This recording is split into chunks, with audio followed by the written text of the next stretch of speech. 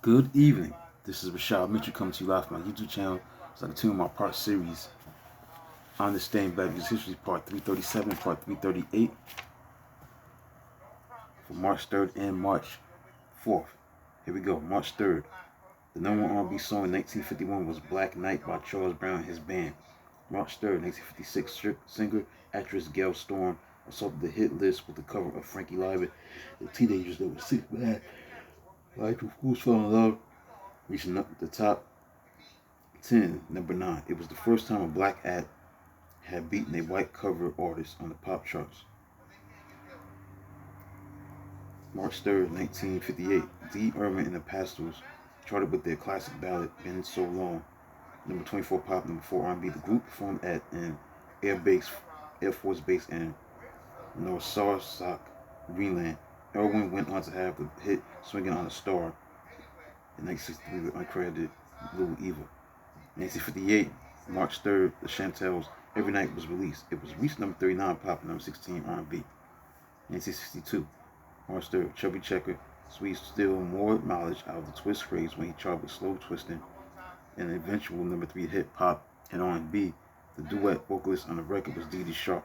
1973, March 3rd, Better Flack dominated the 15th annual Grammy Awards, winning Song of the Year and Record of the Year for the first time I ever saw your face, as well as Best Pop Vocal Performance by a duo for Where's the Love with Donny Hathaway. Muddy Waters won the Best Ethnic or Traditional Recording Prize for the second year in a row.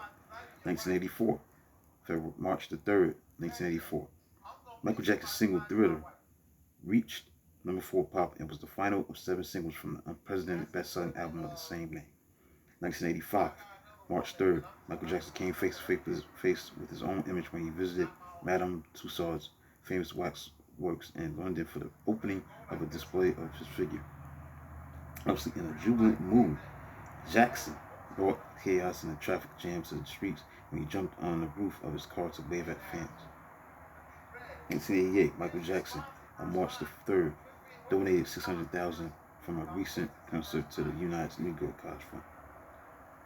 1989, March 3rd, the Full Top Funk Jay and the Americans, Sha Na Na, and Tommy James and the Shondells at the 24th annual Rock and Roll Revival Spectacular in New York's Madison Square Garden. So clues look at part 336 of Understanding Black Music History for March 3rd, which was yesterday. Now today is March the 4th, which is today. Let's look into it. March 4th, number one R&B song in 1950 was I Almost Lost My Mind by Ivory Joe Hunter. March 4th, 1950, Billy Eckstine, known as Mr. B, charted with Sitting by the Window, reaching number 6 R&B and number 20 pop. Though known as a solo vocalist, he was often backed by the Quartones vocal group as he was on his splendid recording. March 4th, 1967, Aretha Franklin, Atlantic Records debut, I Never Loved a Man, charted in en route to number 1 R&B for 7 weeks and number 9 pop, becoming her first of 17 top 10 pop hits. Atlantic had outbid Columbia for a contract with an offer of $25,000 after Columbia tried to break the artist doing standards like jazz, soul's R&B from 1960 to 1965. Playing piano on many of her recordings, Franklin learned by listening to Eddie Haywood records. 1967, March 4th, the Platters charted with This Ring, rising number 12 R&B to number 14 pop. The previous chart single, I'll Be Home, was a remake of the Flamingos' 1956 hit, with Nate Nelson singing the lead. The interesting distinction was that Nelson was now the lead singer of the Platters and had charted with the same song 11 years earlier. 1972, March 4th, Stylistics charted with Betcha by Golly Wow, reaching number 2 R&B and number 3 pop, and becoming their biggest R&B hit. March 4th, 1978, former Stevie Wonder backup singer with Wonder Love, Denise Williams, teamed with Johnny Mathis on Too Much, Too Little, Too Late, which made his debut on the pop listings and eventually reached number 1. It was Mathis' biggest hit since Chances Are in 1957.